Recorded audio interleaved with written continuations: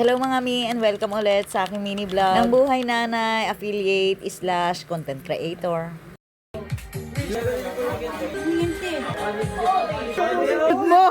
Birthday nga ni Kuya Ian ngayon, eto, at bibili muna ako ng cake at konti ng panghanda. Bali, simpleng celebration lang naman yung gagawin namin ngayon. Balak nga sana namin sa labas na lang kumain. Kaso nga lang masama ang panahon, kaya naisipan ko na lang magluto dito sa bahay. Konti lang naman iluluto ko ngayon at nag-ihaw nga lang ako dyan ng isang buong manok. Bali, minarinig ko lang yan sa bawang, sibuyas, tanglad, asin, paminta, konting seasoning, konting toyo, para nga kahit papano ay may kulay. Tapos nilagay ko nga lang yan sa chiller ng overnight. Tapos dito nga lang din siya sinalang sa may air fryer. Ang ganda nga na pagkakaluto ko dyan, saktong-sakto lang yung lasa niya. At feeling ko nga pwede na ako mag-business ng lechon manok. Kumbet nyo nga din yung air fryer na ginamit ko, ilalagay ko na lang yung link dyan sa may comment section. Tapos ito, nag-isa nga lang ako ng baka. At ikakaldereta ko nga para naman may ulam kami kahit papano mamaya.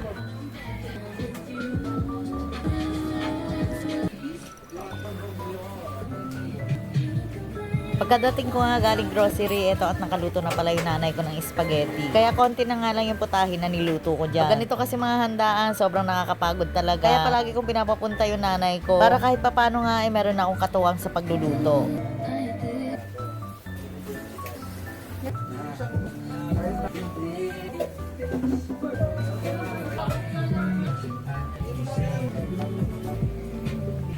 So, ito na nga at finally, luto na nga ang ating lechon manok. And tignan nyo naman kung gano'ng kaganda yung pagkakaluto natin ng manok dyan. Parang malaki ni Rogers ang datingan. Try nyo nga din yan mga mima ko. Simpleng recipe lang yan. Konti lang ng mga ingredients, kaya tipid nga siya. Kung sa labas mo nga yung bibilhin, kalahati agad ang presyo. Kaya tinry ko na nga lang din yan gumawa dito sa bahay. Tapos nga nag-order na lang din ako ng pizza. At pagdating talaga sa mga pizza, Greenwich talaga yung pinakapaborito ko.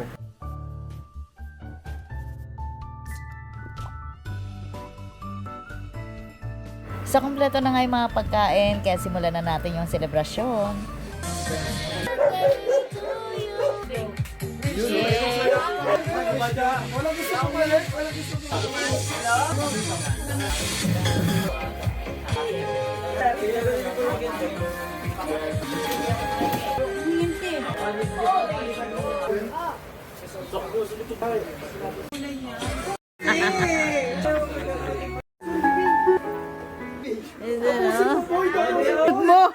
Ang cute mo!